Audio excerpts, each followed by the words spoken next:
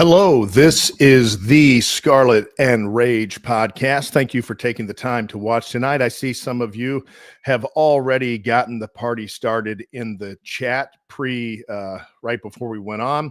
Good to see you guys here. Salty Balls, SW Line 26. Awesome to have you. I'm sure we will have more jumping in there later. Thank you, those of you that have subscribed. Help us hit that 1,000 subscriber mark, cross over that first little milestone. Like and subscribe if you would. We obviously, as we always do, we'll be getting to, with the interacting with the chat as we can. Of course, if you want to guarantee that your chat is read, you can do a super chat. All right. We have got a massive show tonight. It is big time. I can only speak for myself. I can't speak for all of Buckeye Nation. I know that we are a house divided. I know that we are a group that is both excited, kind of trepidation, what could happen against an SEC team at home, worst case scenario, a group that's like, I don't care, I just want him gone. So if that means losing at home to Tennessee, let's get him gone. Jay, we're not going to get into it too much, but there have been increasing circulating rumors that Mike Vrabel is very much putting out feelers of interest as he may have changed his mind on college football. But we are not going to get too into that. That's still rumors at this point, but it was put out by a major ESPN personality this week. But personally, I want the Buckeyes. I'm not thinking about Oregon. I'm not thinking about who's after Oregon. I'm not thinking about who would, it be to get to the national championship. I'm not thinking about that. I'm thinking about, I want the Buckeyes to win something significant with this highly praised, highly touted 2021 recruiting class that up to this point there's no other way to put it, has failed to step up and deliver in the big games that they have played in their career as a class. And it's been one disappointment after the other. So what a against all odds story for this team to come together and win the national championship when even half of the fan base is counting you out. However, I'm not going to go there. I can't go there, and I'm not going to go there because the only thing that matters right now, Jay, is that they get ready for the Tennessee Volunteers and that they go out ready to play and show them that Ohio Stadium is a force to be reckoned with. I'll be there at the game. I'll be cheering like a wild man. I'll be going nuts from the first quarter to the fourth quarter, assuming the game is always close.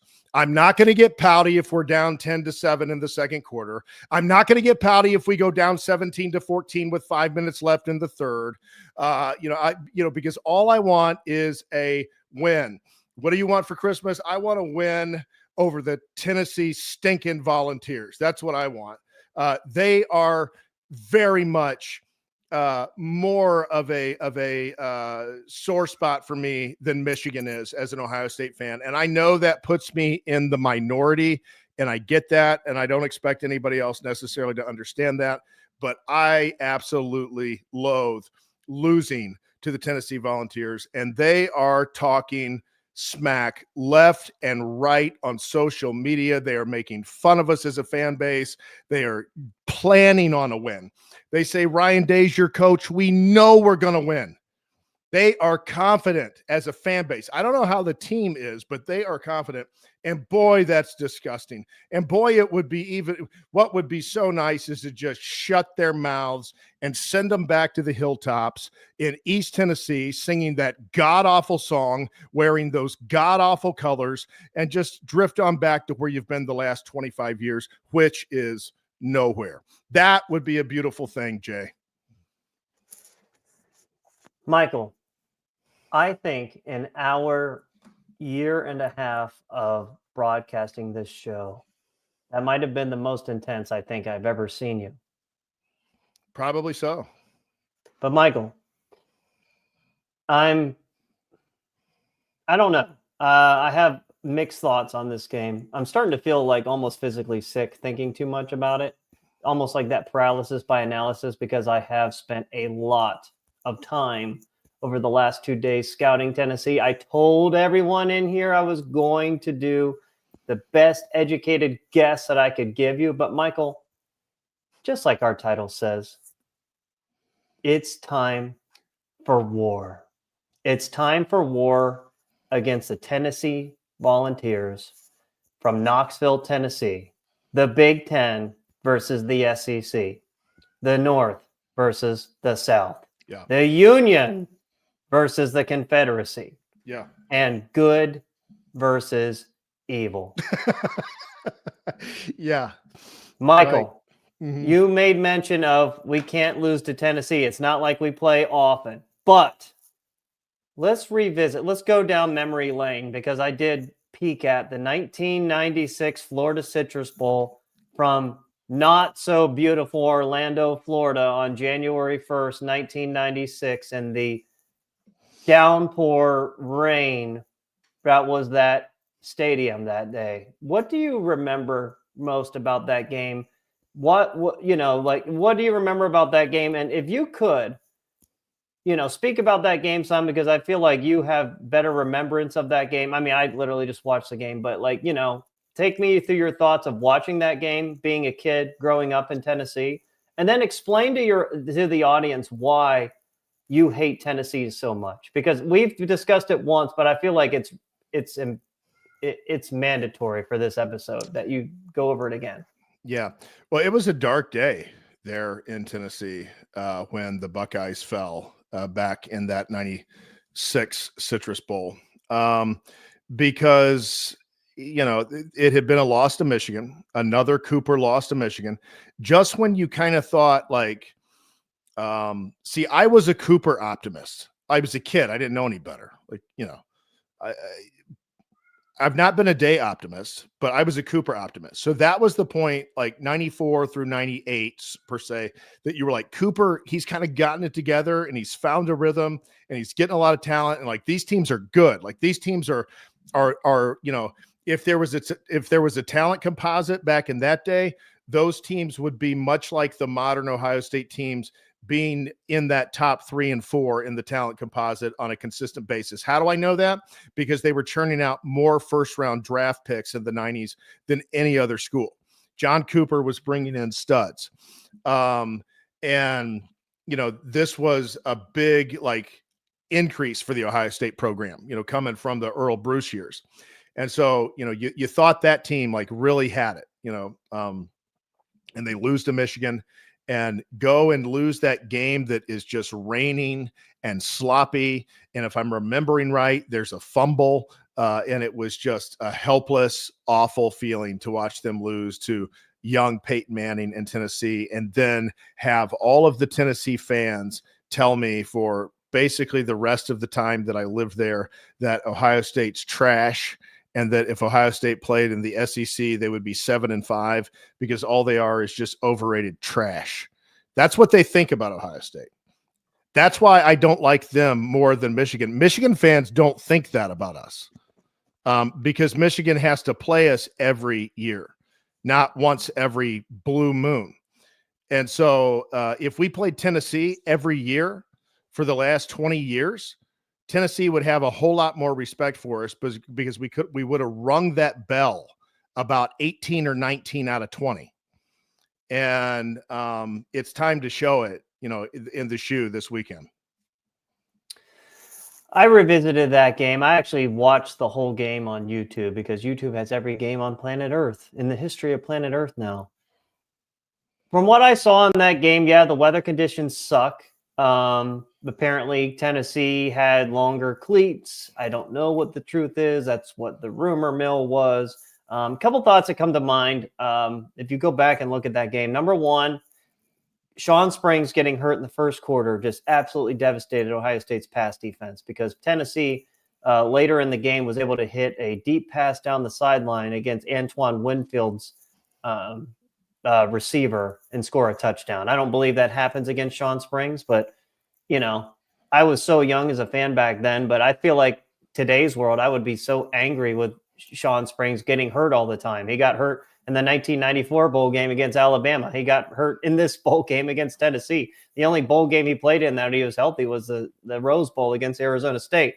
And then number two, man, oh man, Ricky Dudley was like the most talented tight end in Ohio State history. My God, that dude was a freak of nature. He was the most talented player on that team. I would put him a higher talent than Eddie George and Terry Glenn. Like, they should have thrown him the ball more. Why they weren't throwing him the ball more, I don't know. Tennessee could not match up with him all day.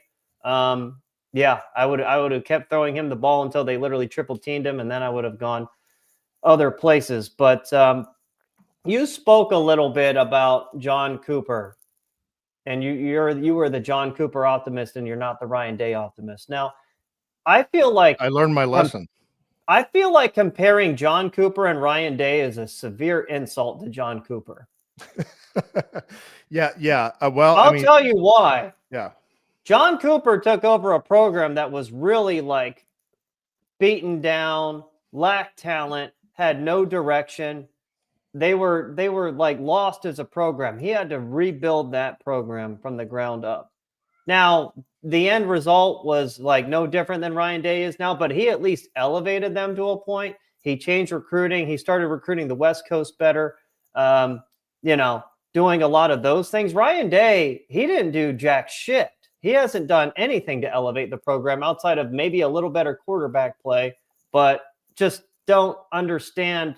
I feel like, Ryan Day, man, Ryan Day just makes me mad saying his name. Anywho, but I will say this. I am getting sick, Michael, of the Ohio State expectations. Everyone keeps saying that this game, like the way things have played out, losing to Michigan reminds them of 2022. And if they get a break here or there, they win. Well, according to the great John Madden, Michael, and I'm going to quote him, luck is when preparation meets opportunity. Yeah. In other words, you make your own luck, and Ohio State is always so ill-prepared against the better teams. So that's why it always seems they're so unlucky.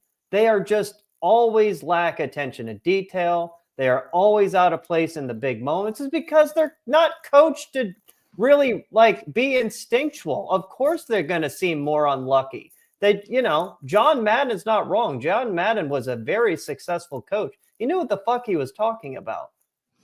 Yeah, I posted on one of the popular Ohio State forums some statistics today breaking down Ryan Day's big game woes in talent-equated games. But I was also pointing out that he has done a pretty good job getting teams ready for postseason games. Clemson 2019 was a good showing. It wasn't enough. We saw Ryan Day kind of tighten up for the first time. We actually saw him tighten up for the first time in the Wisconsin game, as I've pointed out, but that continued and he clamped down even a bit more in the second half in that Clemson game. But the team was relatively ready to go. It was a number 3 composite versus a number 9 composite roster in the country. Ohio State was the number 3 roster. Clemson was the number 9 roster in the country that year. And then you go to 2020 and they played really well against a Clemson team that once again, Ohio State was the number 3 roster in the country. Clemson was the number 4. And so that was a true talent equated game that Ryan Day absolutely had the upper hand and won. Then Bama, of course, number 1 versus number 3, or number 2 versus number 3, talent composites. Bama drills them. But then go to the next year. He had them ready to play for Utah. The defense was awful. Guys were sitting out. You had young wide receivers, but they were ready to go out and compete and play, and they beat a Utah team after a Michigan loss. That was the number 3 roster in the country versus the number 32 composite roster in the country.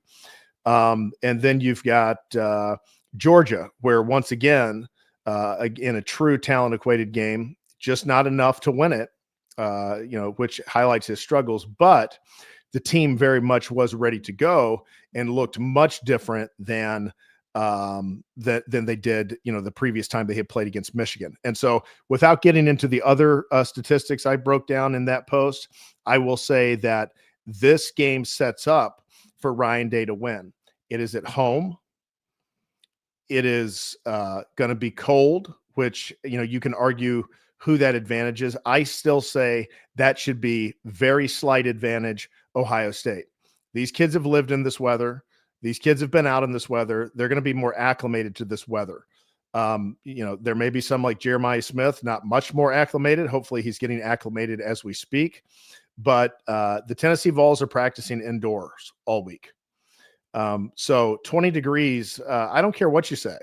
The kids from Knoxville, surrounding areas, surrounding states do not play football in that weather ever. I have to think it's a ever so minor advantage. And it is the number 3 roster in the country versus the number 17 roster in the country. Significant advantage. Now, we can break down as we get into positions here in a minute, Jay.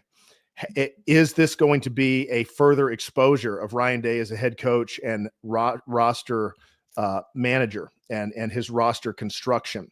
Is this game going to prove? I think you can boil this down as we lead into this actual game breakdown. I think you can boil this down that is this game going to prove that Ryan Day has gotten enough talent in the right places and has coached that talent up to a somewhat sufficient level? Or is this game going to prove that Ryan Day has recruited from the outside in and he still doesn't have what it takes to win these big, high-stake games? It's a lot to digest there, Michael. And it made me think of something. We talked about this in our last episode about Ross Bjork coming out, as a statement of, basically like a statement of approval for Ryan Day's job. Ross Bjork, this is the second time he has come out and, given his, appraise of, Ryan Day and, he believes in him and this, that, and the other. I know we were upset about Ross Bjork, but I'm not sure that that's good news for Ryan Day. Usually when these guys are coming out and saying that, your job is on the line and it's pretty hot. Yeah. And I almost feel like I have a message here, Michael. And I don't know if this person is ever going to watch our show. I wish this person would watch our show. But Ryan Day, I have a message for you. This is it. This is it. This is your last chance. Coach like your life depends on it, because it does. Your life depends on this game, Ryan. This is your last chance. It is over for everyone if you lose this game at home. It is over. It is over with the fan base. It is over with the athletic director. It is over. Now, continuing on, man, I had to really summon some deep, dark thoughts there. Michael, you mentioned the weather, sir. I personally don't think it's going to matter in this game at all for either side. Knoxville is not South Florida, and Ohio State, Columbus, Ohio is not Green Bay, Wisconsin. Tennessee, from what I understand, I know you said they've been practicing indoors. Josh Heupel made mention of they would be practicing outdoors and early in the morning to adjust to the cold weather. So again, that's practice, practice. What can we do in practice, right? Like the great Allen Iverson said. I don't know. I don't know how much Tennessee is going to prepare for it, but I can tell you this, Michael. Yeah, Ohio State might be more used to the cold, but they're not built for the cold, especially on offense. That's fair. We're not. We're not built for the cold, and we're not built for the wind either. Apparently, there's going to be no wind, but I mean, again, most of our roster is from the Southeast anyway. We don't have that many Ohio guys, and this is where, you could make complaints about this, state of Ohio football. Ohio football sucks now. We are not able to get, Midwestern kids because there isn't a lot of talent in the Midwest anymore. So yeah, that's my thoughts on the weather. Moving into another hot topic before there's so many topics around this game. We're not even to the breakdown yet. This is going to be a long episode, so bear with us. Michael, there are reports out there of 40,000 Tennessee fans going to be at this game. They are saying that it's going to be Neyland North. I was talking to my mom on the phone earlier today, and she told me that Columbus news stations are saying like 30,000 plus Tennessee fans inside of that stadium. And apparently they want to tear down the goalposts after they win and dump them in the Olentangy River. Michael, are you aware of any of this stuff?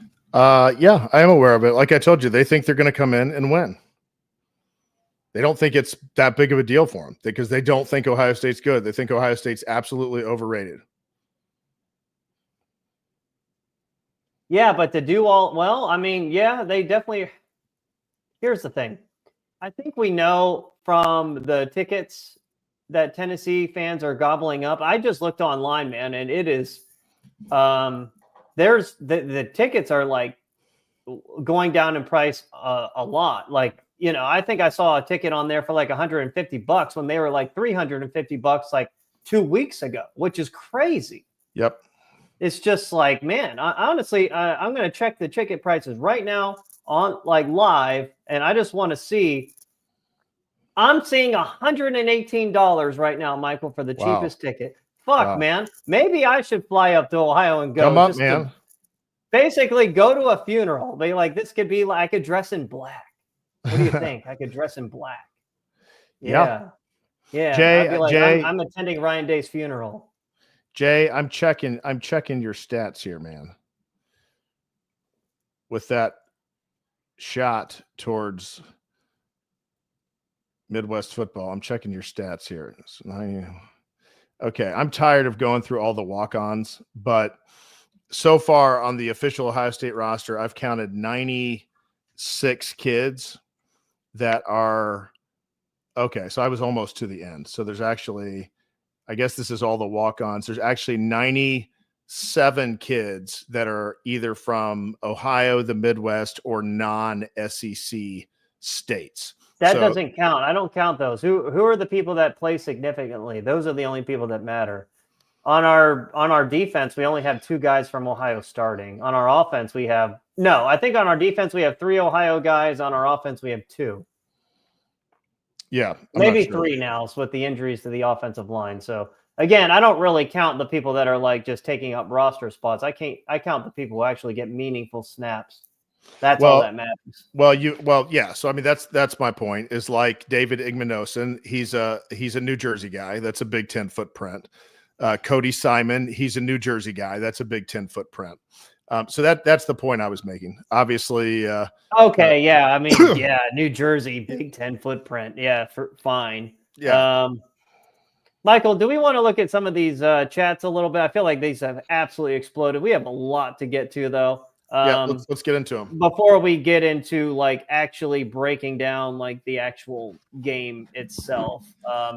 Salty Balls says this is a good one to start. We're going to see 60 minutes of Day picking the thong out of his crack because he can't use the toilets he has effectively. Okay, yeah. So Salty Balls predicted a little tight behavior from Ryan Day over on the sideline. Yeah, go ahead, Jay. Who you got there? Wolfpacker says Rage would die if Vrabel is the next head coach. I would be very upset. I don't know that I would die, but that would extremely piss me off. I would be rejoicing. Ooh, dude, fuck that, man. No, dude. I'd be like, I've lived enough Vrabel, man. bring a couple of natties. Yeah. Dude, I gotta be honest, man. That's the model in college. A defensive coach, Kirby, Saban, Vrabel. Salty Ball says Knoxville is better than Columbus. I've never been to Knoxville, but I can tell you that Nashville isn't. Nashville's not better I will than Columbus. not give Knoxville better than Columbus, Salty. I am going to go Columbus is greater than Knoxville. Yeah, I mean, I've only been to one city in Tennessee. I flew there. I didn't drive there. I went to Nashville once, and I thought, outside of, I'm a Titans fan. It's, ironic that I'm, he's such a big Titans fan. But great going to the Titans game, but the city itself, I'm like, man, this is kind of overrated. It's on, just not, it's not, I feel like Columbus is nicer. I think there's more to do in Columbus. And Columbus is bigger. I'm pretty sure Columbus is bigger than Nashville. Columbus is much bigger than Knoxville. No, Nashville. It's bigger than Nashville. Well, I have never been to Knoxville. My wife's aunt lives in Knoxville. They were thinking like this game was going to be at home at Knoxville. And if that were the case, I might have actually gone to the game because, I would literally go just to see a game at Tennessee. That would be the only reason of going. Like I said, I'm not paying any money to go see Ohio State when Ryan Day's the fucking coach, man. I'm not going to do it, man. I'm just not going to do it. More comments here. Go Bucks. Man, Salty Balls really does not like Columbus. Wow. Okay. And Chattanooga, man, Michael, where in Tennessee? Are you from Chattanooga, I believe? I lived in the Chattanooga area. They said Chattanooga is better than Knoxville. Buckeye Mike here. Do you agree? Chattanooga's fine. That's it. It's just fine. Not that's I mean, that's how I feel about it. I think Chattanooga's fine. If I had some reason to live in Chattanooga, that would be okay. There's a lot of worse places, but I mean, I wouldn't choose it. Yeah. I just find it really sad that, it's just like Ohio State hosts Texas at home next year, and I don't plan on being there. Columbus ruined by Democrat policies. He's not wrong about that. Every major city has been wronged by Democrat policies, Salty Balls. Every city in the United States. So Charlotte has been absolutely destroyed, and it's a southern, city. I believe, Miami, Atlanta. I mean, even like the SEC countries, like big cities in their region have been destroyed by the socialists. Let's not call them Democrats, the socialists. Michael. Great. Let's get into this. Yes, I was about to say that. Michael, I have broken this game down, tried to really break down Tennessee here. First off, let's just start with kind of their offensive scheme a little bit, and then we'll get to their defense. And I'll just, pace of play. The Tennessee Volunteers are the fastest offense in regards to pace of play Ohio State will have played all season. They rank 11th in that regard. Ohio State, on the other hand, actually is ranked 121st in pace of play. It's just really sad. Make no mistake about it. Nico Iamaleava, obviously he is a future pro. He's, shaky, but I will say this. Don't be surprised when Tennessee is running the ball a lot, because that's actually what they do. Tennessee is a running team. On the year, they have 343 pass attempts on the season versus 545 rush attempts. They average around 463 yards per game, which ranks 8th nationally. 232 yards per game on the ground, which ranks 9th nationally. They are 8th nationally in points per game at 37.3 points per game.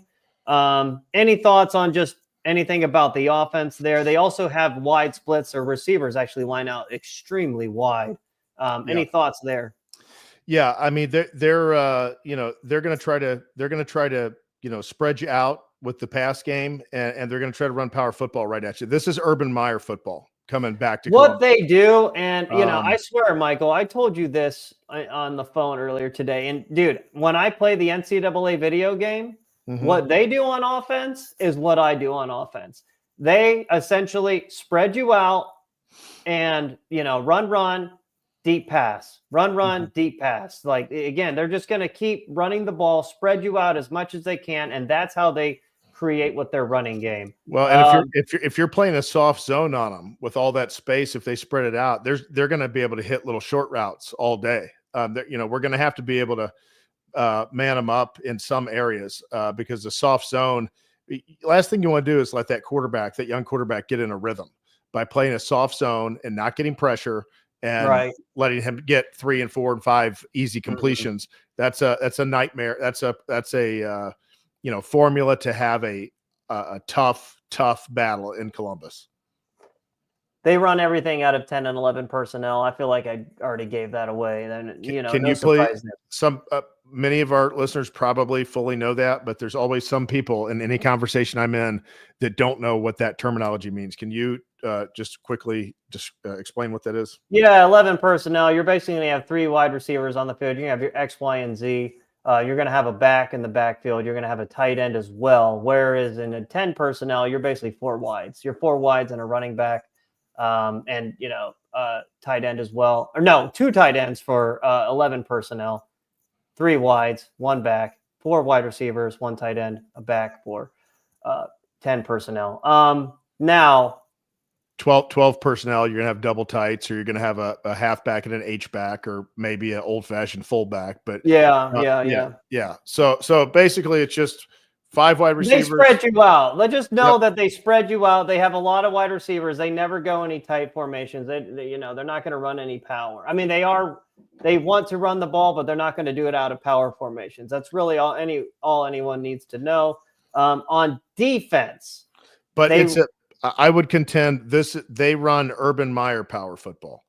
It's spread out. It's spread out, but they're going to come at you, and they're going to come at you between the tackles at times in a power type attack. But it's not going to be from a traditional, 2 tight set or Wisconsin or old Nebraska or Iowa, type of running attack. It's going to be the spread. It's going to be the power spread. Is basically what he's kind of turned them into. Yeah, I mean, I guess we didn't talk about this. Josh Heupel being their coach, former Oklahoma Sooner. I think he actually got fired from Oklahoma. And Jay, one last thing, they will go wishbone in short yardage situations. Okay. Okay. Well, I was wrong about them being in spread the entire time, at least of the games I watched. Josh Heupel definitely coaching advantage over Ryan Day. Every team we play in the playoffs has the coaching advantage over Ryan Day. Ryan Day is by far the worst coach in these playoffs. Ryan Day is one of the worst coaches of the country. Every team he goes against outside of Purdue and Ryan Walters, they have an advantage on. So, just whatever, wave the white flag. Ohio State's never going to be the most prepared team on the field because of Ryan Day. 8th nationally in so defensively, they're actually 4th in the nation.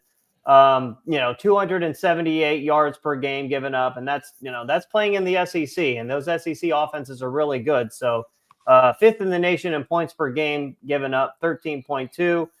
They are not, Michael. They are not a high pressure team. They rank 44th in the country with number of sacks at 29. Ohio State actually gets more sacks than Tennessee does, but we also must understand Tennessee really does not blitz very much. Most plays, they are only rushing 4. Go back to the Georgia game, and this is where it killed them. Wink, wink, weakness we're going to get to. They should have blitzed more in that game against Georgia because they got 0 pressure with only 4. So, in other words, they're good on both sides of the ball. They're mostly out of a 4-2-5 on defense, not ultra aggressive, but they are tight with their corners. They run a lot of man coverage. I feel like they're in man coverage 80% of the time with their secondary, Michael. Yeah. I mean, the defensively, after watching them this week, I'm a little bit less concerned. I do agree with you that their defensive front is not as good as Michigan's. And so it's certainly a good defensive front, but I don't believe this is a defensive front that is significantly beyond anything Ohio State has seen. In fact, I think Michigan's defensive line is better. I think Penn State's defensive line may be similar, maybe a little worse, maybe about as good. But this isn't going to be some shock, like this is some different animal out of the SEC.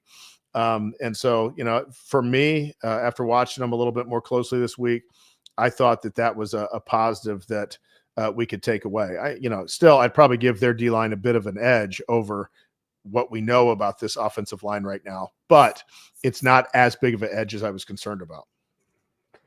Yeah, absolutely right. Let's look at some of these comments here before we go by position breakdown. Michael, you want to take any of these? Anything stand out? Let's see. Since the AD is keeping day, we won't see OSU beat Michigan consistently for a while or even win a national championship. Well, Daniel, I think that the odds are probably in Ryan Day's favor. But again, if any of this scuttle is true about Mike Vrabel, which was dropped by the analyst, the former quarterback who's on ESPN, he's an NFL analyst, but he basically said that he had sources that let him know that, especially after the Bill Belichick plan in college, that Mike Vrabel is very much eyeing Ohio State as a potential landing spot should things, open up there. And so if that is the case, then this is what I know. I know that if the Ohio State board of directors thinks that Mike Vrabel could be a great coach and could be a seamless plug to not lose very much in a transition and to get the program heading back in the right direction again, because since 2020 we've been falling. We kind of covered up with, we made the playoffs and we all this, okay, fine, we've been falling. Like, we don't win the Big Ten anymore, we don't beat Michigan anymore, now there's another bully in the conference that we're not beating, Oregon. We're not going the right direction. So if they think that Vrabel's the guy to take it, and they know that Vrabel's willing, then that gives Ryan Day a much shorter leash. I think in some scenarios, it would be very difficult to see him getting fired, even if he lost this Tennessee game. I think in the right scenario, he could win this Tennessee game, lose a 10 to 14 point game to Oregon, and still potentially get fired. Fuck, man, I might be on suicide watch if we hire Mike Vrabel. That would be God. I'm like the only Ohio State Titans fan outside of like one other fucking person, man. And I did not like Mike Vrabel, man. We were very, again, you complain about Ryan Day. He's the same exact guy that Ryan Day was in the NFL. Same exact fucking coach. So you want 5 more years of Ryan Day? Go hire Mike Vrabel. See how that works out. I guarantee you Mike Vrabel will recruit the trenches harder than Ryan Day. I think he'll restore that. It doesn't matter. You still got to be able to coach and call plays. He can't do that. Well, no, he doesn't. He just has to get a good offensive coordinator and get recruiters that can get him a personnel and offense that he wants, which he can do in college, which he could not do in the NFL. And the way Bill Belichick's setting it up is there's a whole staff for recruiting now. This thing that Urban did these years ago with Mark Pantoni being revolutionary, the full-time recruiting guy, it was like a first of its kind. Well, Bill Belichick has a whole staff of 9 now that all they do is recruiting, because he says, I coach football. And he said, they can get the recruits ready, and then I can talk to them when we can. And so everything has changed. And so at least to a college kid, I think Mike Vrabel does carry some weight. He's got the Bill Belichick connection. He's imposing presence. He's got the Super Bowl rings. I think that with the right personnel, I don't know him intimately as a coach, but I think that there's good possibilities there. But we'll see if anything materializes there or not. I know your position, Jay. I know you think he's terrible. I think everyone knows my position at this point. There's no need to go over that anymore. Southwest Lion likes Ohio State's defense in this game. Tennessee has a good defense, but I don't think as good as Michigan presented. I'm going to get to that. I feel let me say this, Jay. It's infinitely harder, and you have to be an infinitely better coach to win 9 or 10 or 11 games in the NFL than you do to win 10 or 11 games at Ohio State, because Ohio State is the Cincinnati Bengals. A lot of talent on offense, not a very good offensive line, and and their defense is pretty good this year. But point being, the roster construction is just not conducive to those talent close games. Every game in the NFL is a talent close game. Every game. And Yeah, that's the so, biggest problem with the NFL is that. yeah. So my point is, when you cut Mike Vrabel loose with significantly superior talent to 85 to 90% of the teams that he's playing, it could look quite different. Buckeye Mike, you need to go back and listen to our previous episode. We dove into Ohio State basketball more. So if you haven't watched that episode, I suggest you do. Not talking about Ohio State basketball right now. They suck. Their coach needs fired. But again, the problems run deeper than Jake Diebler. So, Michael, let's get to a position-by-position breakdown of Tennessee because, again, this is a extreme deep dive. This is the playoffs. We have to uncover every single detail. So let's start out at the quarterback position. Nico Iamaleava, the long, lanky, red shirt sophomore from Los Angeles, California. Got a cannon for an arm. I'm not going to lie. Has got good speed. He's not a burner, but he's got good deceptive speed. His accuracy is not great on intermediate throws, Michael. And he does struggle against pressure. He's not very physical. I'll tell you that. He's not very physical. He's kind of very finesse. Reminds me of like a poor man CJ Stroud.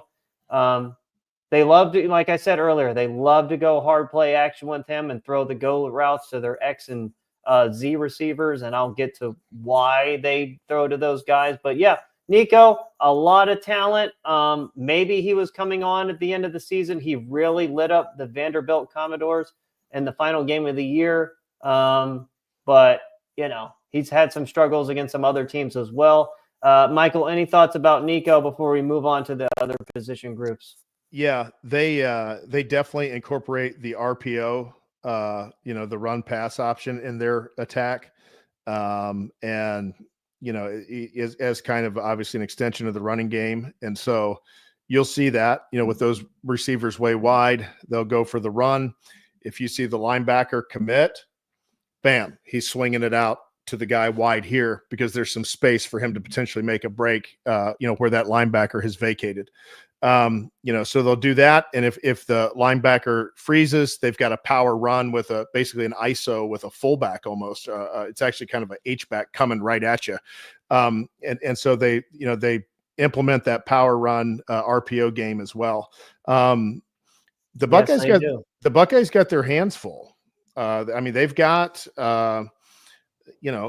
they've got some things that can hurt you. They're going to have to play good defense. Yeah, that kind of goes without saying. But yes, they do. They have their hands full at running back. Dylan Sampson, SEC Offensive Player of the Year. He is their workhorse. He's their main guy. 1,485 rushing yards on the year and second Tennessee Volunteer ever with 10 100-yard rushing games in a season. Michael, do you know the last Tennessee Volunteer to have that 10 100-yard games in a year? No. Jay Graham. And Jay Graham was the back on Tennessee when they last played Ohio State. This is looking too much like a repeat of history, Jay. Yeah, he gets a majority of the carries. I like him a lot, but I will say this. I think he's a little overrated. He doesn't strike me as an elite talent. I don't see him really run away from people like that. He's, again, their entire offense is built to run the ball and spread you out. He doesn't just, I don't know. Their offense is built to be able to run the ball to the best of their abilities and make it easier on their running backs, if that makes any sense. I like him a lot. He's damn good, but he was a composite 3-star coming out of high school. He's not ultra. I don't see him, I don't see him as an ultra talented guy. He's only 205 pounds. He's not Khalil Mullings. I can tell you that Khalil Mullings, if I were picking between him and Dylan Sampson, I'm thinking Mullings. Deshaun Bishop is their backup and gets about 8 carries a game, but he's kind of inconsequential. He doesn't carry it that much. Don't remember seeing him get that many meaningful carries. But yeah, that's with the running backs, man. Dylan Sampson is quote unquote the best back in the SEC. A lot of that is just by hypo scheme and Yeah, just those are my thoughts on Dylan Sampson. Anything to add I'll say there? I'll say this about Samson. He's not a back that like just strikes great fear in you, but what he is that Tennessee offensive line is pretty good. I'm not going to say they're great, but they are pretty good, and they are an aggressive group from what I've seen. So, Ohio State defensive line and linebackers are going to have to buckle it up and be ready to go because they are an aggressive smash mouth group, and they block pretty well.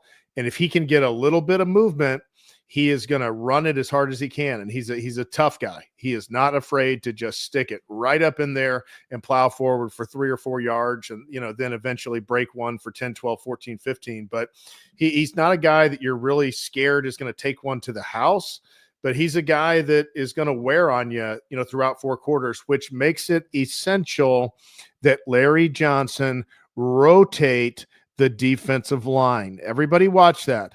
If Larry Johnson does not rotate the defensive line and this team cannot get off the field in the 4th quarter in another big game, then it is time, number one, for Ryan Day to be fired because he can't control his staff. And number two, it would be time for Larry to depart as well.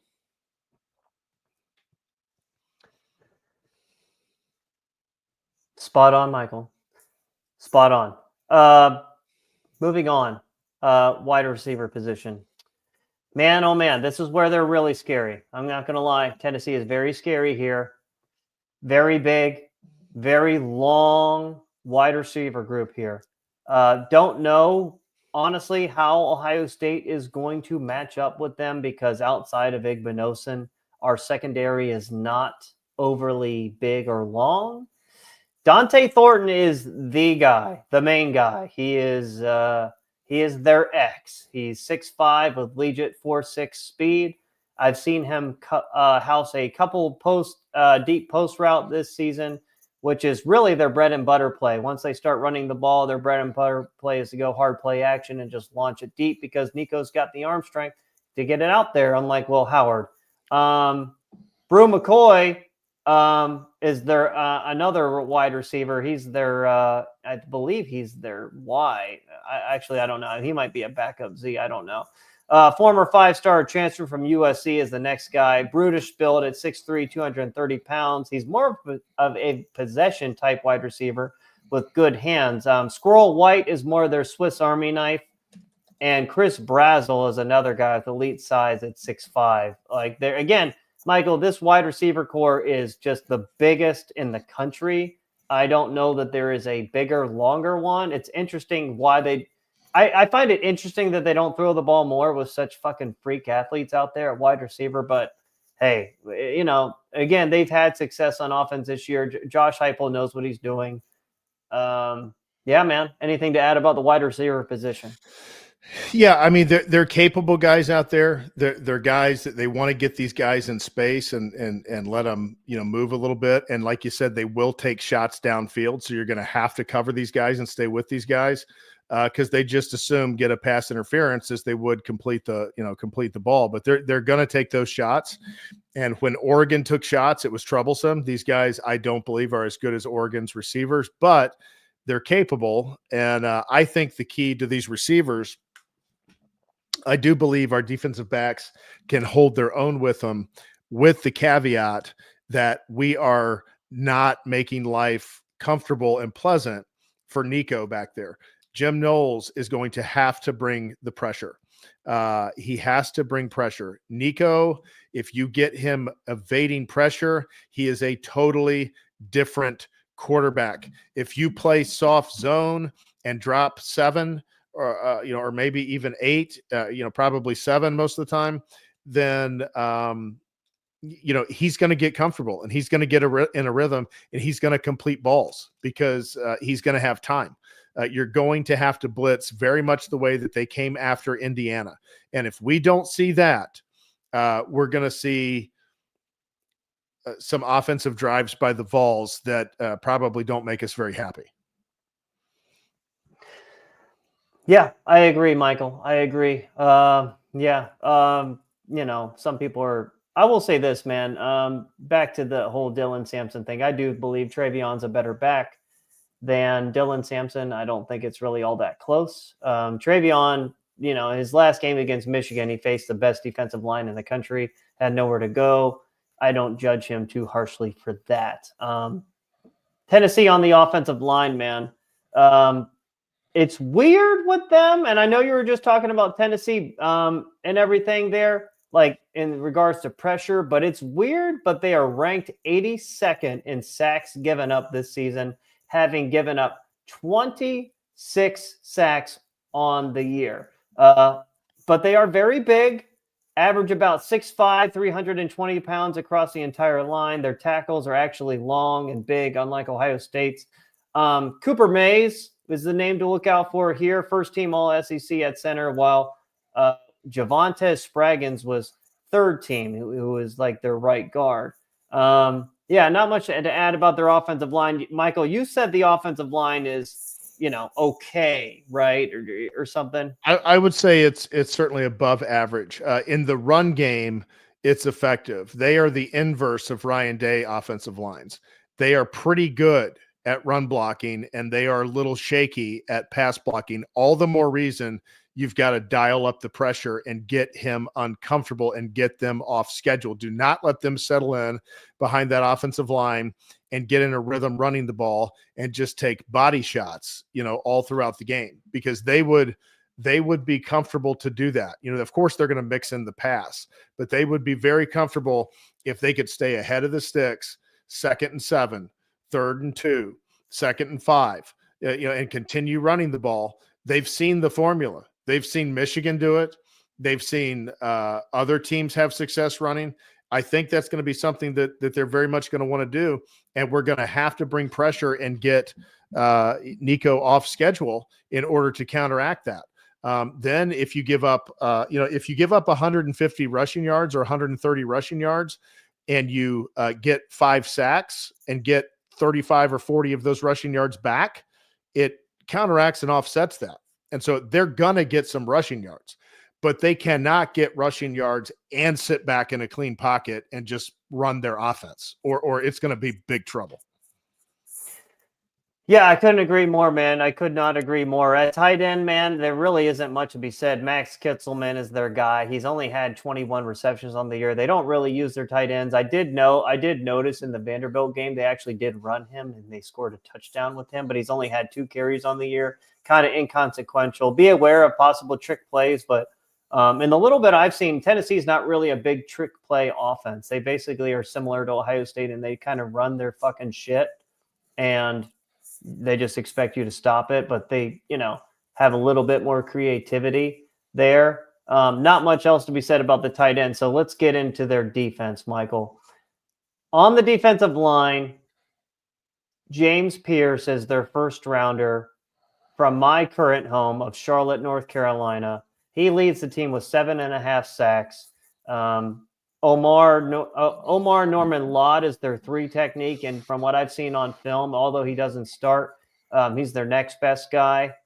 He's a transfer from Arizona State. The thing that we need to be aware of here is, Michael, on the interior, they actually rotate 4 guys that are all 310 plus pounds, with one of them being around 330 pounds. So definitely like a bunch of big black guys from the SEC, man. Nothing that we're not, accustomed.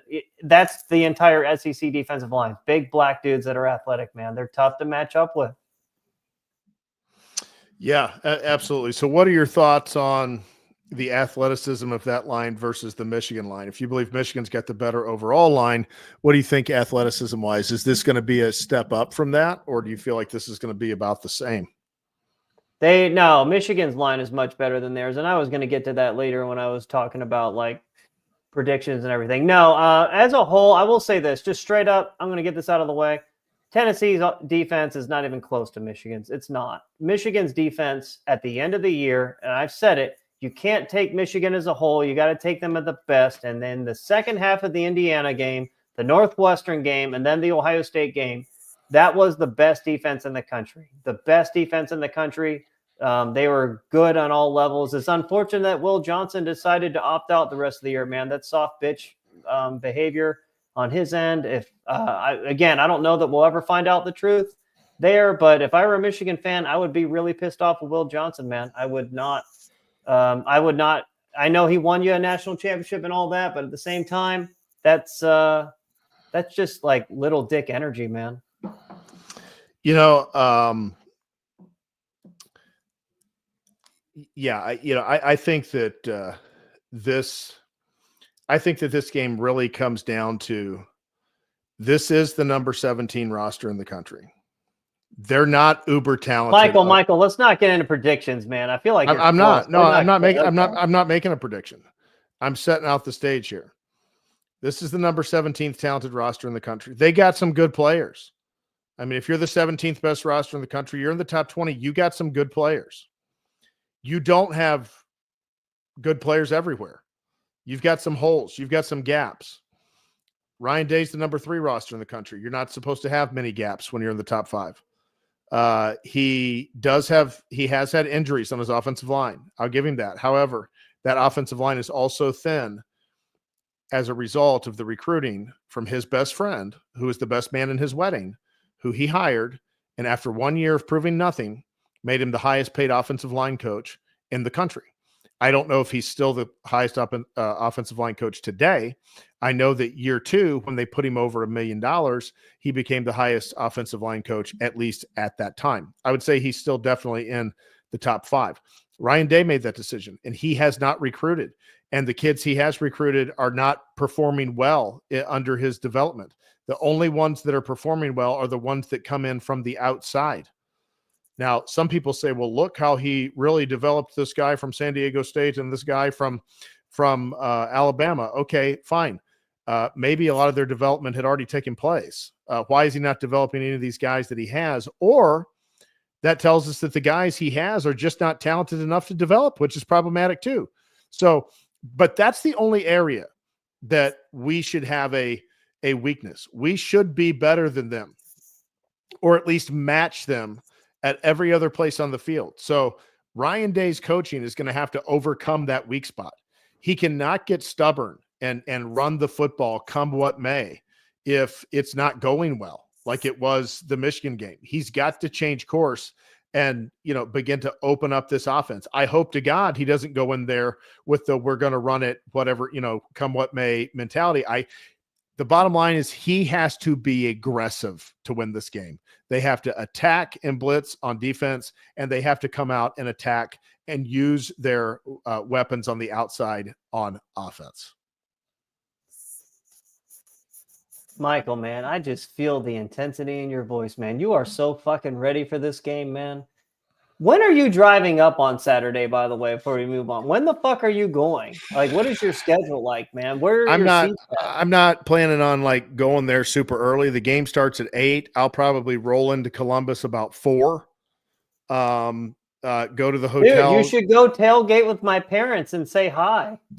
Okay. Well, I just need to know where they're going to be. They're going to be on the I believe it's Neal Avenue. There, literally right just across the street from St. John Arena at the gas station. That's where they hang out. Okay. Don't go killing my parents, people. If you have a problem, go after me. Don't kill them. Leave them alone. Yeah. So anyhow, we'll work that out.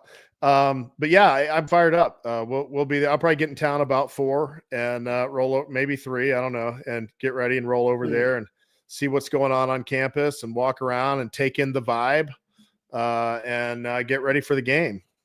Fuck yeah, man. Fuck yeah. I also, Jay, a little excited over here. Jay, just to throw this out there, I also found out this week that I am going to be attending what will likely be the Georgia Notre Dame game in the quarterfinals in New Orleans, which is going to be the Sugar Bowl this year. So I will be down at that game as well. That's fucking awesome, man. Man, good for you, man. Good for you. I'm happy that you're able to do more things now. I'm happy for you. I'm happy. Dude, we're not done with Tennessee's positional breakdowns here. At linebacker, Arian Carter is the main guy here. Leading tackler on the year, former top 150 composite player from right outside of Nashville. He's a really good player. He wasn't really on any of the all SEC teams. He's not really all that long, but he's very athletic, very athletic. But I will say this. There is a slow white guy alert, Michael, for Tennessee at linebacker. Okay. Jeremiah Tellender just doesn't impress me on film and could be a fish if we actually used our tight ends. Just, it's pretty interesting that a SEC team actually starts a couple white guys on defense. Like usually they're all long, athletic black guys, but Tennessee's actually got some white guys mixed in, and bit of a weakness there. You are right. I noticed that guy when I was watching the Georgia game, and I was like, this guy is slower than Tommy Eichenberg. Yeah, just like it's just like the opposite of what you would expect. Again, would somebody like that start on Alabama or Georgia?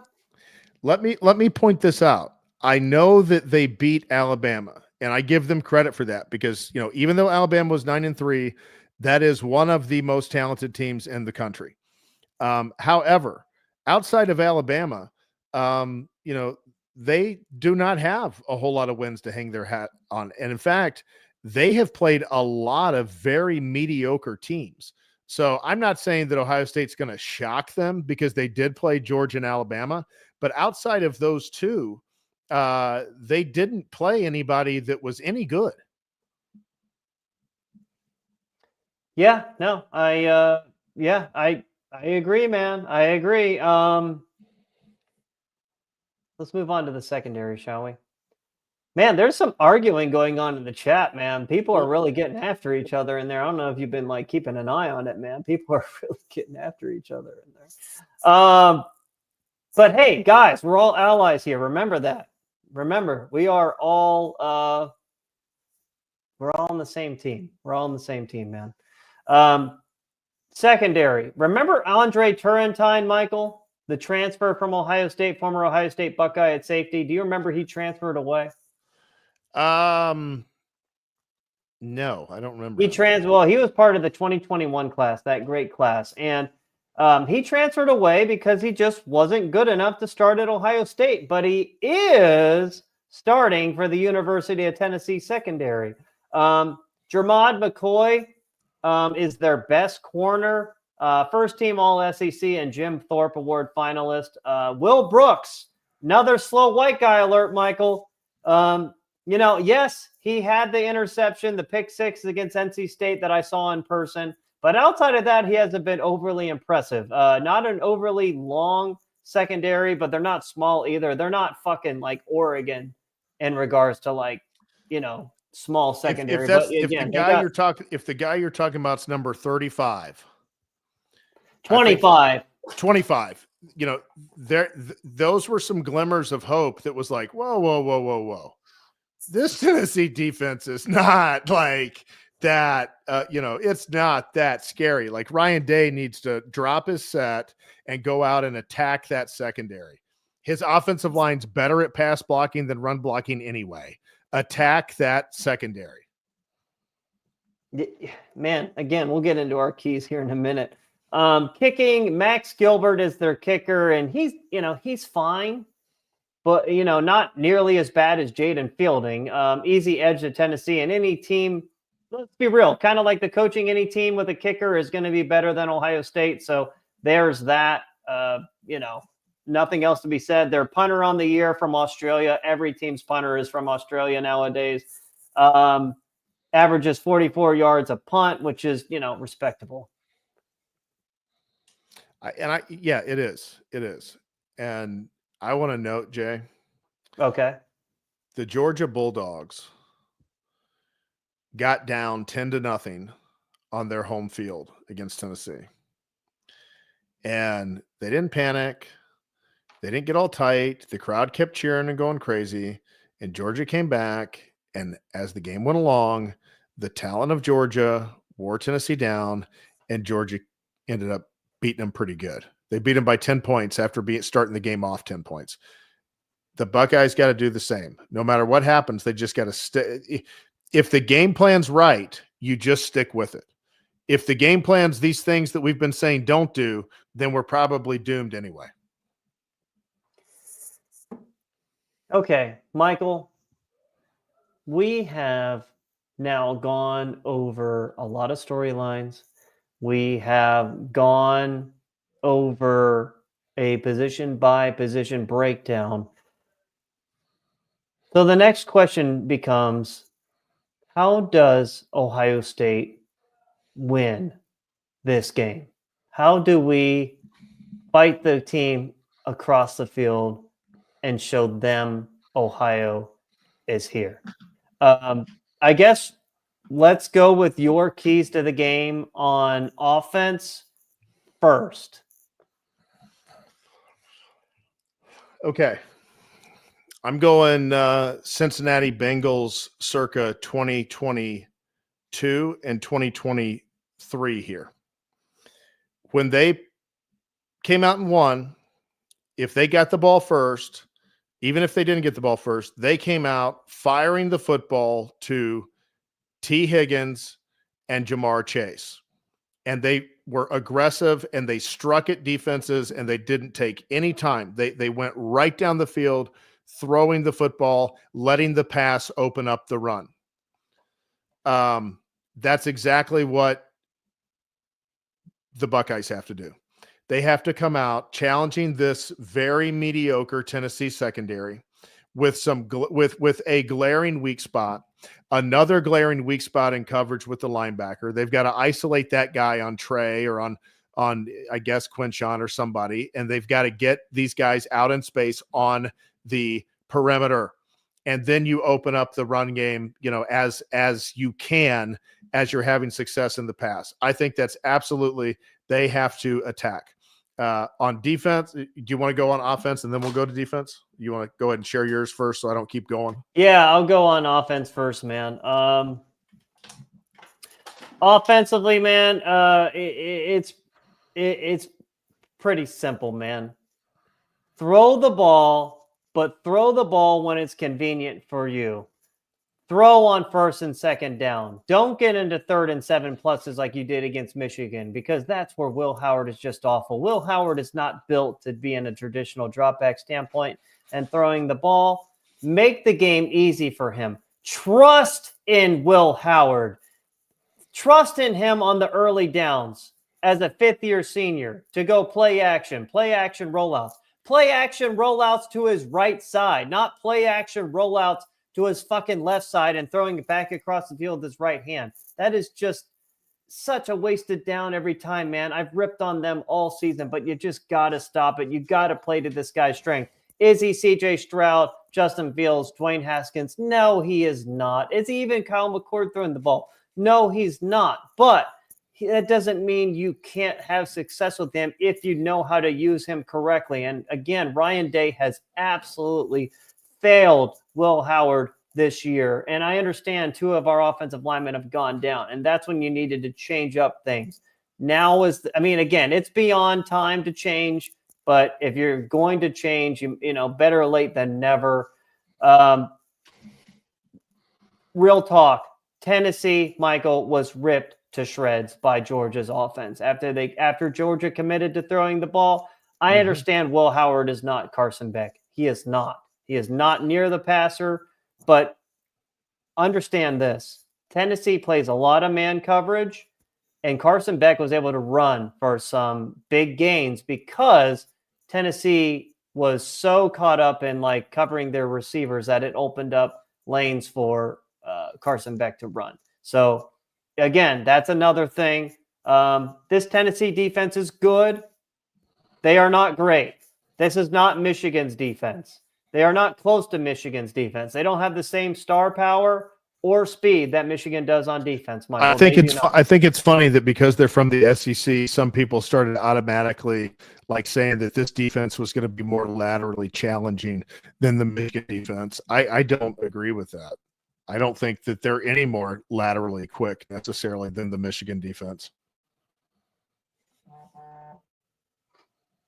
Yeah, no, for sure. So, Michael, let's move on to Tennessee's, or I guess, what does Ohio State need to do on defense to have success? I'm going to say the same thing. You got to come out and you've got to have the Indiana game plan. Indiana is they are a power running team. Indiana is not totally dissimilar to what Tennessee does. Tennessee's got a little better roster. But you've got to blitz, you've got to attack, you've got to get Nico uncomfortable. They're probably going to get some running yards. They run the ball well, but I don't think they have a big advantage if we come at them the right way. Get them going backward. Get the crowd going nuts. That's why this team stinks on the road. When the momentum starts going against them, mistakes start happening, false starts start happening, breakdowns start happening. That's why they're not a good road team. You can't let a road team come into your house and settle in.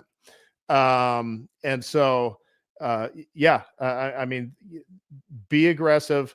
You got to get pressure. We know we can't get pressure with 4. You've got to send 5, even sometimes 6.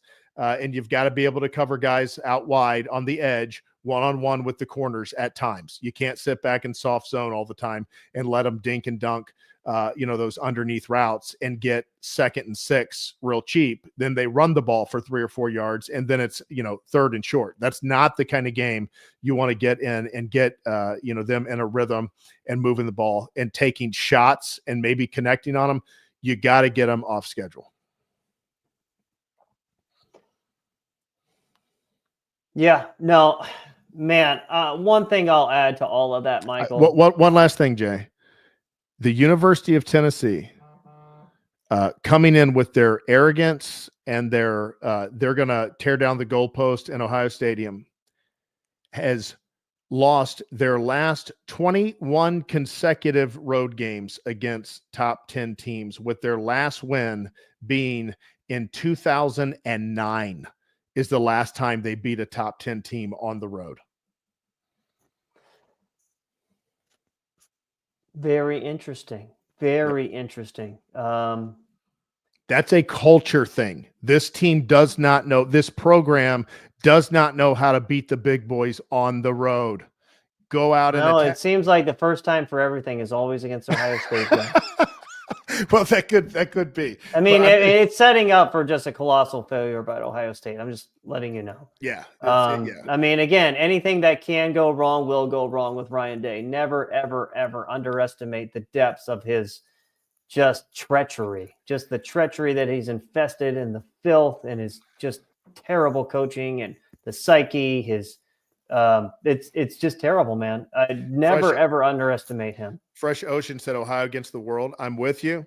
I'm not a big Ryan Day fan, but I am with him on Saturday night in the shoe.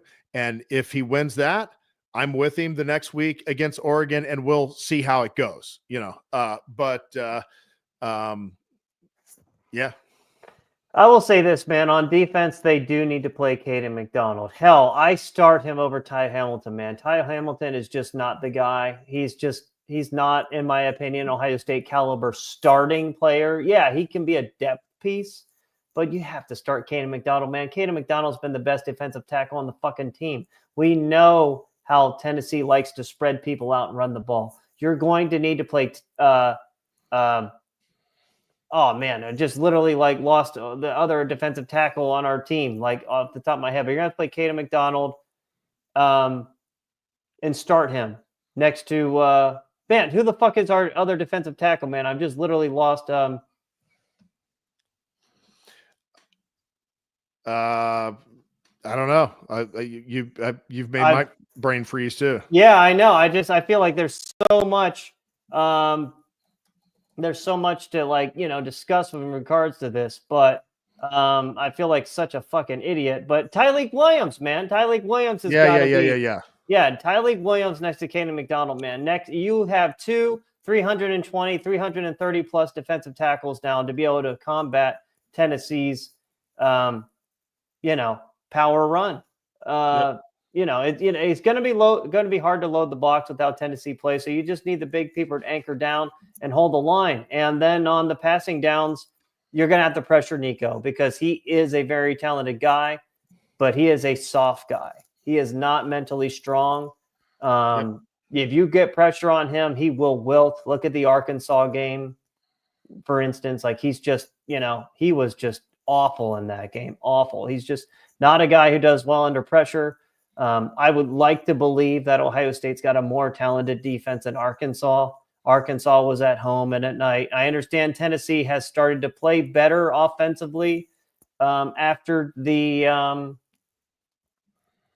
least in the Vanderbilt game, they really lit up Vanderbilt. And Vanderbilt's not a bad team. They're actually a really solid team.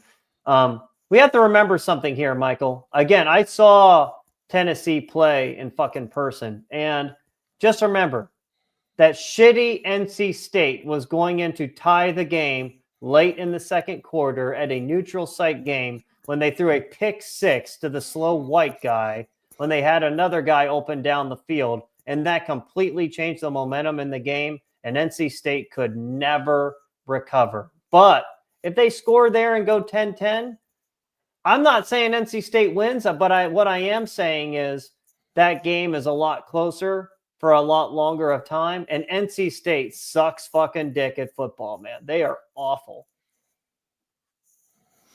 Yeah, I think Tennessee is just a bit more talented team than NC State. And no, again, I'm not saying NC State would have won. I'm just saying it would have been closer. Yeah, I get what you're saying is they're not a great team, and they had a chance to be in the game with them. Yeah, and Tennessee did not play great teams. I mean, they did not. I mean, let's just go over this real quickly. This should give Buckeye fans some confidence. They played UT Chattanooga. They played NC State. They played Kent State. They played Oklahoma and barely won. I mean, they won okay, 25-15. They played Arkansas and lost. They played Florida. They played Alabama, very talented team. They beat them, great win. They played Kentucky. They played Mississippi State. They played Georgia, very good team, and they got beat by 2 touchdowns. They played UTEP, University of Texas, El Paso, and they played Vanderbilt. This is a weak schedule. This is not a strong schedule. They went 1-1 against teams with talent. So it's a little bit of an untested Volunteers bunch as well, which is not. No, they're not untested, but I think what you're trying to get at here, and here's a point that's off topic. Is the SEC the best conference in football? Yes. Is it as dominant as it has been? No, it's not. And they didn't even play a tough SEC schedule. They played one of the easier SEC schedules. Well, I mean, we know Oklahoma's defense is damn good. They really, really struggled in that game, especially in the second half. I think if Oklahoma starts their backup quarterback from the beginning of the game, they win that one. Somebody in the comments just said that, Florida's starting quarterback doesn't get hurt against Tennessee. They probably lose that game at home to Florida. Now, Florida's sneaky good. They got a lot of talent there. But yeah, man, the SEC has had some bad losses, man. For instance, Tennessee lost on the road to Arkansas. Michael, are you aware that Arkansas lost to Oklahoma State, who is one of the worst Big 12 teams on the year? Oklahoma State was so bad that they're trying to renegotiate Mike Gundy's contract, and Mike Gundy was not fucking having any of it, man. Oklahoma State is in turmoil, but yet they were able to beat Arkansas, who beat Tennessee. Again, this might not be translating well to this game, but I'm just letting everyone know the SEC is not the fucking juggernaut that they have been. They're still the best, but it's not as wide as it has been either. I guess we'll find out, on Friday some with Florida. Yeah. I mean, Ohio State played a definitively tougher schedule. There's no doubt about that. So, all I'm saying is that when I say unproven, they're proven. They've played 2 very good teams, but they're not proven in that they have this track record of actually beating lots of top 10 teams. They just don't do it. Chat, I'm going to ask Michael a question, but everyone, I would like some score predictions in here. I want to know what everyone thought. I want to know what everyone's score predictions are, who is going to win, why they're going to win. Man, a lot of people are really active in here right now. I just want other people's opinions right now. I want to know other people's opinions before we make our score predictions. But Michael, man, Man, oh man, there is Fresh Ocean with the super chat. Thank you so much. Yeah, thank you, Fresh Ocean. No comment with the super chat, Yeah, but we no certainly comment there. appreciate it. Salty Balls, man. Salty Balls dropped it. He's sick of Ohio against the world. He's done with that. That people just laugh at us and go, Ohio still exists. Let's check out some of these comments while we're waiting for the score predictions and stuff. Salty Balls is really about to turn in his Ohio State fan card. No. He's not turning in his Ohio State fan card. He's just pissed off with the way things are in the world. I can't blame him or her. I think it's him. Sloops, is that Sloops? He's got the YMCA 13, Ohio OSU minus 12. Okay. So OSU is going to give up several safeties. No, that still wouldn't make him minus 12. There's no way, but he thinks OSU is losing evidently. Fresh Ocean 609, OSU 17, Vols 10. I'll take it. Buckeye Mike 35-16 Buckeyes. Buckeye Mike, I like it. I would love that to be the case. I would be one ecstatic guy. Joe 24-6, 2 scores that I would be over the moon leaving the shoe. 24-14 Tennessee slipping Skippy. Justin Fry, Chip Kelly are cancerous and will fumble this game. Under day we are done, Sloop says.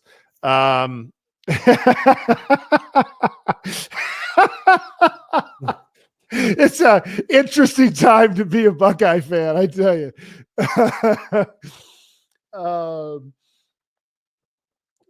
Salty Balls said he called Oregon and Michigan on this very podcast, and he says he's going to bring the heat and go 3 for 3 on big game failures for the Buckeyes this year.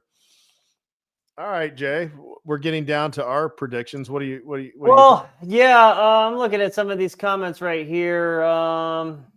Joe J made a good point. Weakest position groups on this team are coached by Ryan Day's buddies. Yeah, I would say the defensive line too. He's definitely not friends with Larry Johnson like that. Yeah, I agree. Salty Balls. The SEC isn't as dominant. Still likely wins. Now, Oregon's the best team. There's nobody in the SEC as good as Oregon. Maybe healthy Georgia. But that's it. I don't know. I will say this. Don't be surprised if Clemson goes into Austin and wins. I just think that's just kind of like my little upset special there. I mean, Texas, I just have not been sold on Texas all year. Big Play Ray says Alex Styles is the key to the game. They'll try to, like the negative key to the game. Yeah, probably so.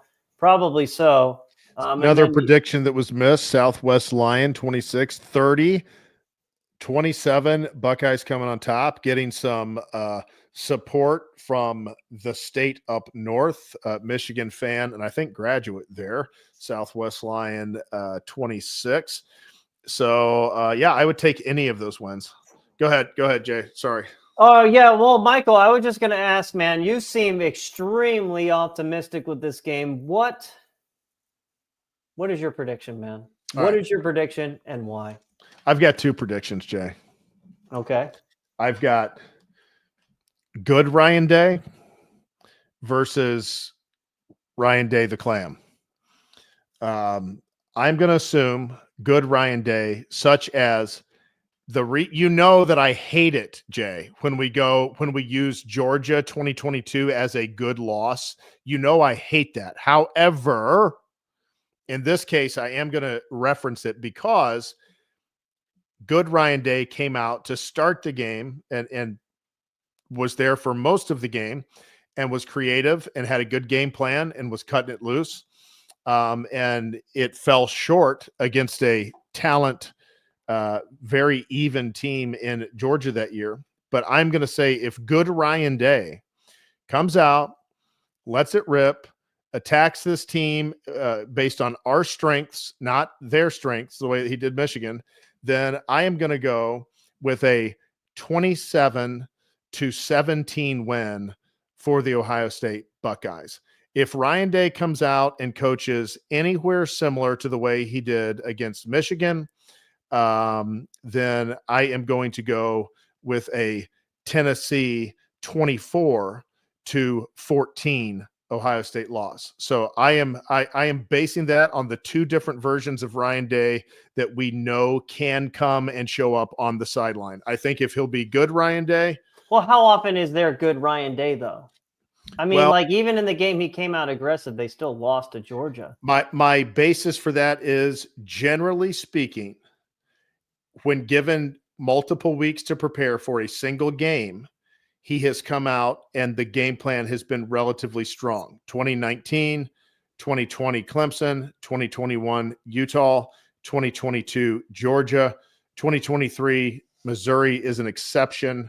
Of course, they were going with the third string quarterback. It was more so the fact that he gave up on the game once that happened. That's what aggravated me. But I do understand that that was a very different kind of game. So generally speaking, with some form of a regular roster, their teams have been ready to go for that first game after the Michigan game, even coming off of very disappointing Michigan losses. So I'm going to 55% of me is going to believe that Ryan Day is going to show up and we're going to win the game 27-17. Very optimistic. Very optimistic, Michael. Joe J just said, appreciate you guys for letting us vent. We'd all be censored over on the other Buckeye podcast. Yeah, we exist because of them. Again, me and Michael are here as an outlet for the free thinkers. Because me and Michael are free thinkers, man. We've been ostracized from the Ohio State community. People hate us. They definitely hate me. They don't like you, but they hate me. But they're coming around to me because they can't argue with me that much anymore. Like the facts are right in front of them. Like it's taken years, but it's like the facts are right in front of them. All this stuff that I've been harping on going back for years. Now there's this consistent track record of how it causes Ryan Day to fail. Fresh Ocean 609 says, who feels sorry for Rage's wife and kids during this debacle? Well, again, according to everyone, like on the internet, I live in my parents' basement. So what wife and kids, right, Michael? I don't know. Everybody's very nice to you on this forum. I don't know. Yeah, that's true. Well, I don't know. I feel like, here people like me. I think actually people here actually know I'm an Ohio State fan. Whereas like anywhere else, like social media, they think I'm like an Ohio State hater when I just fucking say the shit that, that people are either too scared to say or too dumb to realize. So yeah. Mike G says it's going to be a Volunteers take over the shoe. If the Vols stop the run, Ohio State's in trouble again. I don't expect Ohio State to be able to run the ball at all in this game. Not very much. They haven't been able to run the ball since the offensive linemen have both been out. They didn't run against Indiana. They didn't run against Michigan. They're not going to run against Tennessee. But again, that doesn't mean they can't win. Yeah. It doesn't mean they can't win. Let's see. Slip and Skippy. Michael stealing my score prediction. LOL. Yes, I did. I just flipped it. Didn't you? I think Slip and Skippy picked that score, but he picked Tennessee to win that, I think. Southwest Line, Michael and Jay want Ohio State to win as much as the Never Say Anything Negative podcast do. They just are more honest about where Ohio State is. Thank you. I agree. We definitely want them. I think we want them to win every bit as much and more than, some of the podcasts, but we, I mean, you have to understand those podcasts, they're getting paid to do what they do. Me and Michael don't get paid. We do this as a hobby. So that just goes to show you that, we fucking care. Like we're not getting paid for this. Let me say this. It has come out and has been pretty widely reported now. And I'm not going to mention names. I'm not going to mention who has come out with this, but I'm just going to say it's been pretty widely reported, and it seems to be relatively accepted among the Ohio State community that there are several, at least a few influential members of the Ohio State beat that have become very close with the Ryan Day camp and very close with Day and Justin Fry. And they do not want that administration to end because their access is unprecedented right now. They are, the ultimate insiders. And that I think we can certainly see, knowing who these individuals are, I think that it's impacted their coverage of the team quite a bit. Michael, I was listening to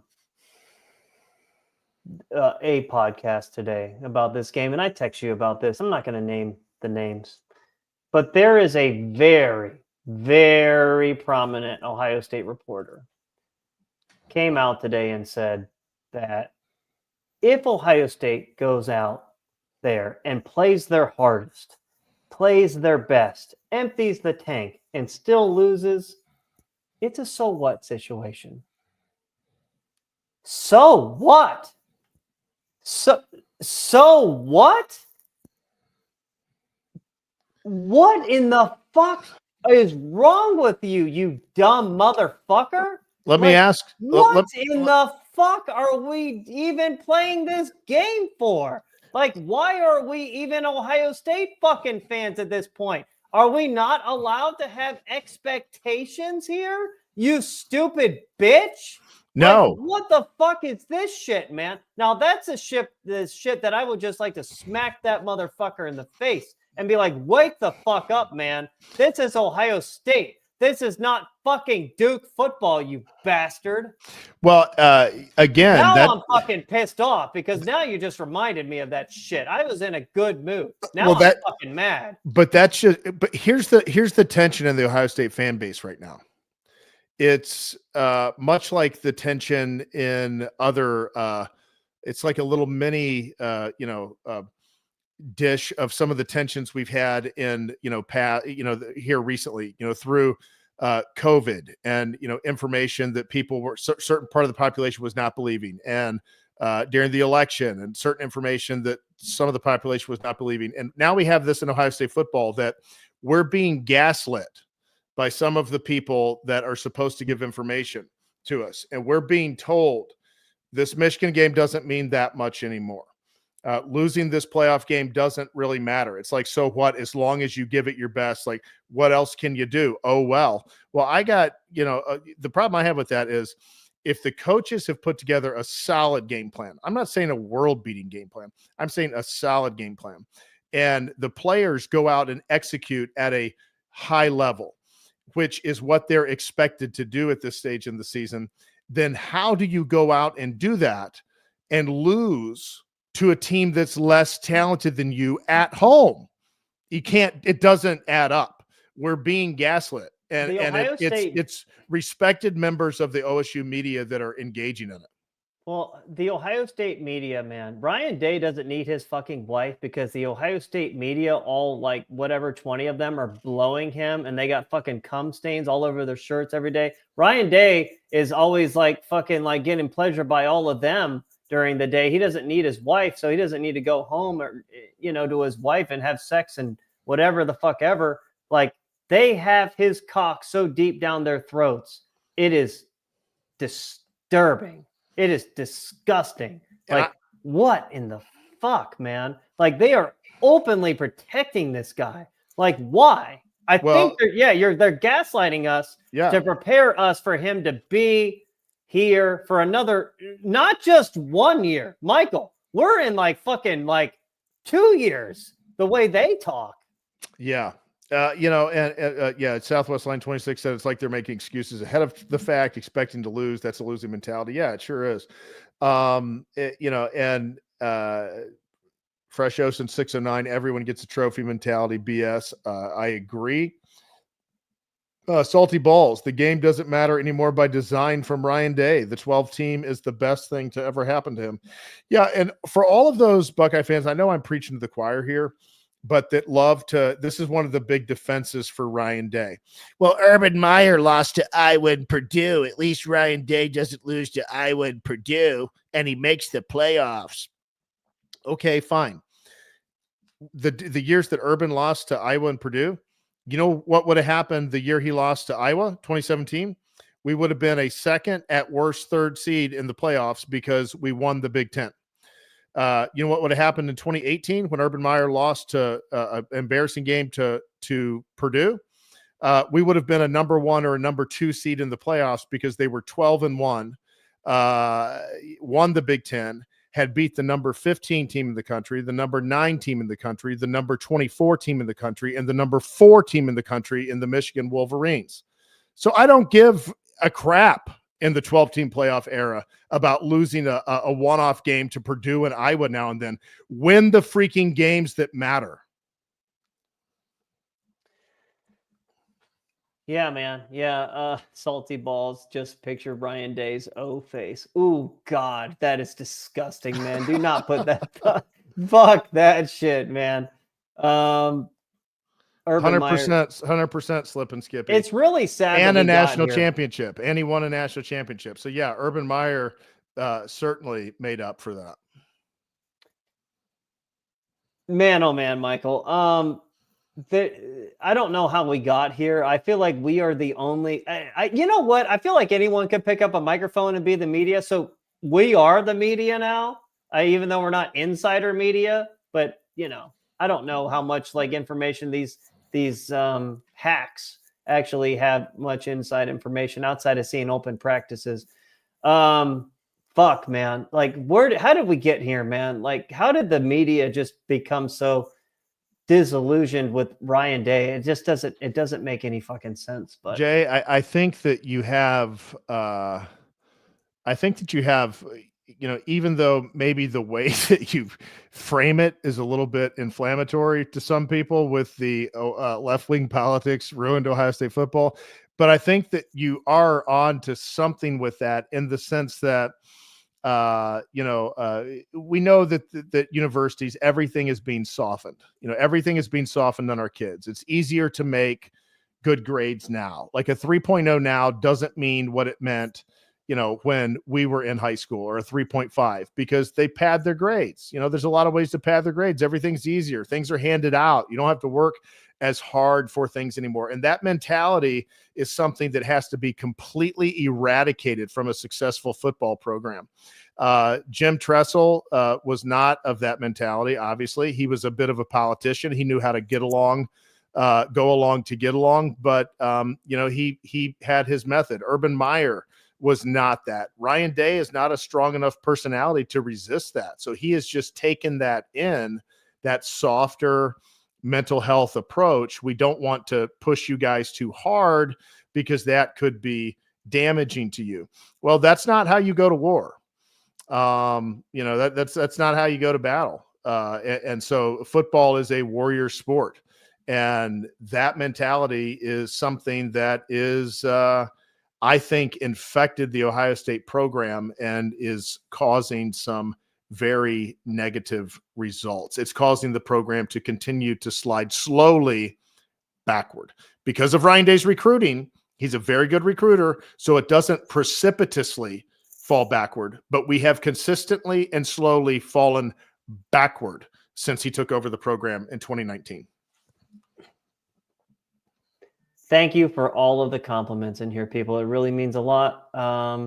I feel like we definitely try and bring you guys an entertaining show when we can. This podcast was actually never meant to be like entertaining like that, but I feel like we speak so much truth on here that people really enjoy it. It's refreshing. It's refreshing to get like honest, genuine answers versus bullshit, made up storylines fabricated to create a narrative and put it out there to keep the sheep, basically like keep the sheep from, leaving type bullshit. But again, we have escaped the matrix, Michael. We have been freed. We have been red pilled. We have been unplugged, so to say. Matrix. I haven't even given my prediction. I need to give my prediction on this, Michael. Wow. Here we are, everybody. This could be the last game we preview for the season. We are the resistance in the Ohio State fan base, Jay. We are wanting more. We're the wanting Republic change. in Star Wars, man. We're fighting back against the Empire. Yeah, we're pushing against the powers that be. We are the outsider movement of Ohio State football. We absolutely are. And fuck, man. Knowing what I know and what I've broken down about Tennessee. This is the most suspense you've ever built up for a score Well, review. we've just been completely caught off guard. And dude, I got to be honest. I'm making this prediction on the fly. I never actually came to a conclusion. I heard my prediction when I was like watching film. Mm-hmm. But as I was watching film, Ohio State Tennessee is not that fucking good. They're good. They're not that fucking good. But here's the problem, Michael. Ohio State is really not that good either. We just don't have the quarterback. The offensive line is a big weakness. The defense doesn't rotate on the defensive line, and they give up clutch rushing in the fourth quarter of games. Like they're just not clutch in the fourth quarter because they're tired. The coaches don't know how to coach. Tennessee hasn't won a road playoff game since what you say 2009 against a top 20, top 10 team. Which one? A road game against a top 10 team. They haven't won. They're 0 for their last 21. 2009 is their last victory against and the I top know 10 people, team on the road. People are saying Ohio State should beat this team. Well, they also should have beat Michigan. They probably should have beat Oregon. Oregon's a better team now, but Ohio State should have won that game. Ohio State should have beat Georgia in 2022. Ohio State should have beaten who else? I'm just, again, so many times. Again, the Ohio State should have not gotten blown out by Alabama as bad as they did in 2020. Again, they're first for everything. And Ohio State seems to be the team always like first coming out against, because sometimes there is a part of me, and this is where it gets really depressing. And the part of me that almost thinks like, I'm not sure Ohio State's a blue blood program anymore, man. You can't tell me with their bad record, as bad as it is against the SEC, that they can be considered a blue blood program. That's why I give Michigan so much credit. For the most part, they do much better against the SEC than Ohio State does. With all of this said, Ohio State is still at home. It is a night game. Ryan Day is a bitch. He is a coward. I think that Ryan Day is going to remain fairly consistent in this game and throw the fucking ball. The weather is not going to make too much of a difference, but I believe the crowd will, even though it's going to be 70, it's going to be like 30, 70 Tennessee fans in there. Rocky Top, they play that fucking fight song all the time. Give me the Tennessee Volunteers 20 and the Ohio State Buckeyes 28. All right.